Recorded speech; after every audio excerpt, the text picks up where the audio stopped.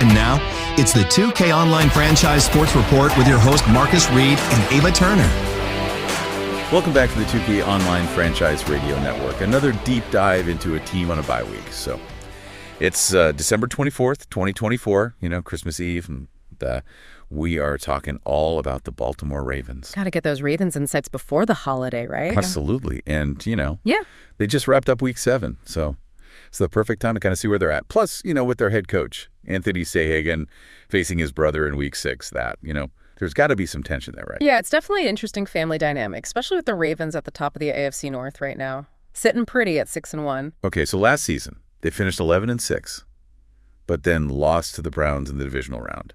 This year feels different, though, doesn't it? It does, and what's really interesting is that even with a similar record, the energy around this team feels completely different. Last year's playoff loss, that brutal 37-9 defeat, it was overshadowed by Lamar Jackson's injury. But this season, we're seeing a different Lamar, a player who seems to have fully embraced his dual threat capabilities.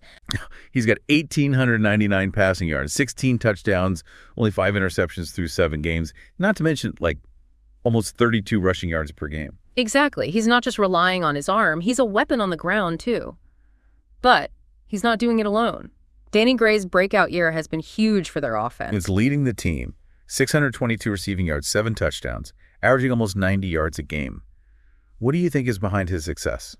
Well, he's obviously benefiting from Lamar's resurgence. But I think Gray's route running, his ability to create separation, has been key. He's become Lamar's go-to target, especially on those crucial third downs. And we can't forget about their ground game either. Derrick Henry's averaging over 56 yards a game, even with that injury that sidelined him for 5 weeks. How do you think they'll adjust without him? It's a huge loss. There's no doubt about it. Henry's physicality, his ability to wear down defenses, it's irreplaceable. Now, Keaton Mitchell has shown some promise, but he's only played in 2 games. I think we'll see a shift in their offensive strategy, leaning more on Lamar's passing and Danny Gray's big play potential. Interesting. It seems like this could be Gray's chance to really solidify himself as a top receiver.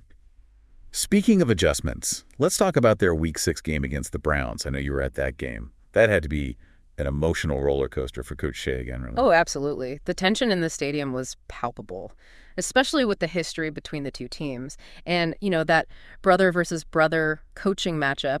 The Ravens pulled out a win, 40-32, but it was a close one, a nail-biter the entire game. So walk me through some of the key moments. Well, Lamar played brilliantly, throwing for 202 yards and 2 touchdowns. He even added a rushing touchdown, really showcasing his versatility. But honestly, the defense stole the show.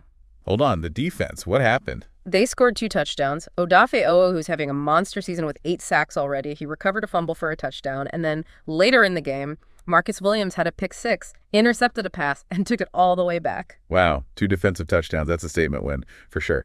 Let's switch gears and talk about their defense a bit more broadly. They've been incredibly solid overall, particularly against the run. They're ranked first in the league for rushing yards allowed per game, which is a testament to their front 7. Odafe Owo, as we mentioned, is a force to be reckoned with. But they also have Roquan Smith leading the team in tackles with 19 and forcing a couple of fumbles. And you can't forget about Sanusi Kane in the secondary. He's got 2 interceptions on the season. They sound like a well-rounded unit.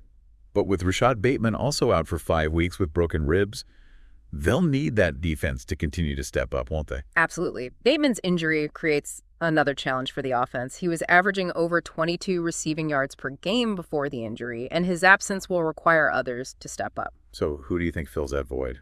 Well, Devontae Walker has been solid, 482 receiving yards and 4 touchdowns.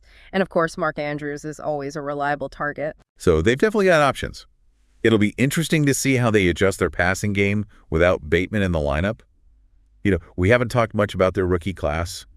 Are there any promising young players we should be paying attention to? Kerry Turner, the rookie tight end, has made the most of his limited action.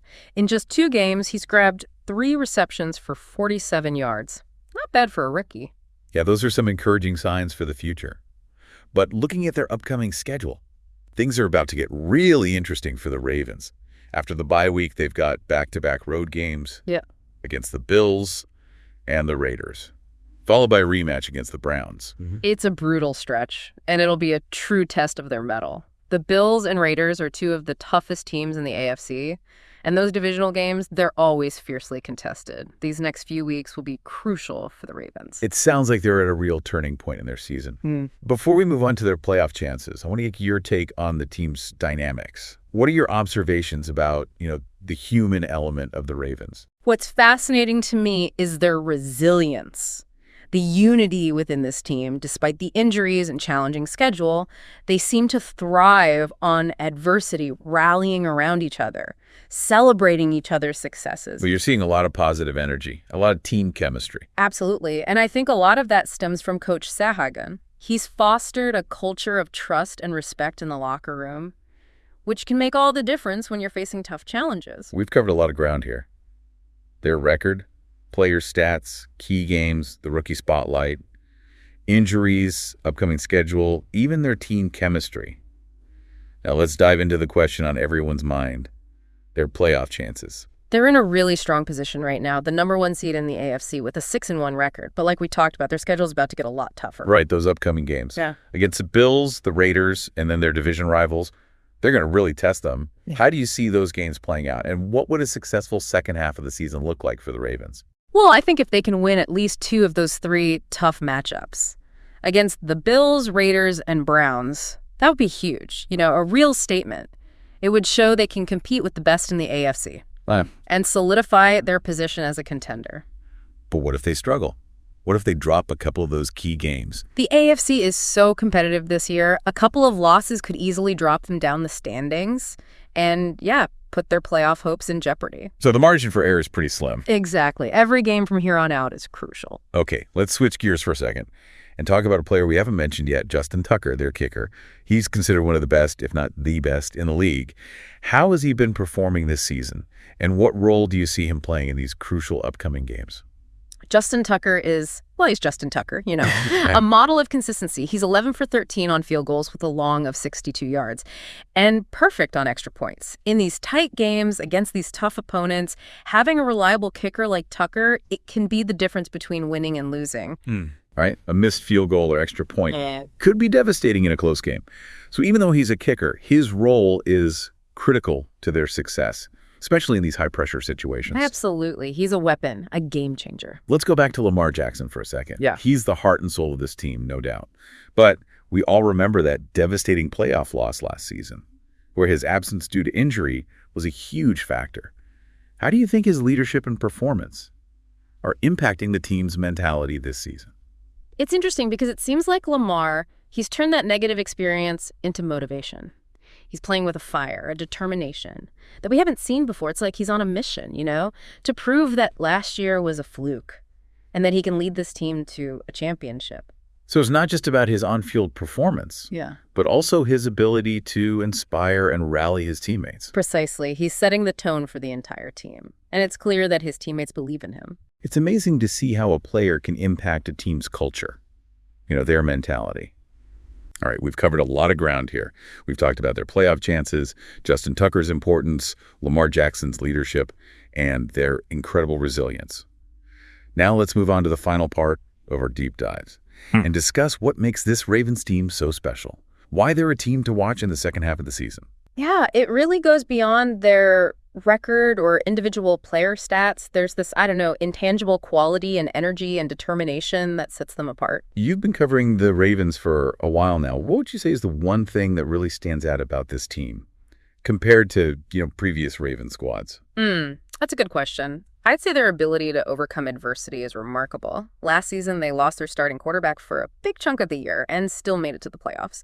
And this year, they've already dealt with multiple injuries to key players, yet they keep finding ways to win. It's like they thrive under pressure.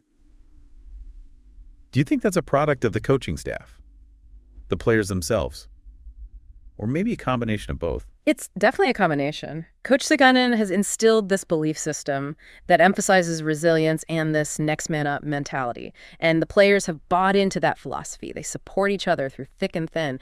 It's truly a team effort. And that's something we've talked about throughout this whole deep dive. That sense of unity, that team chemistry, it's evident in their on-field communication, their sideline interactions, even their post-game interviews.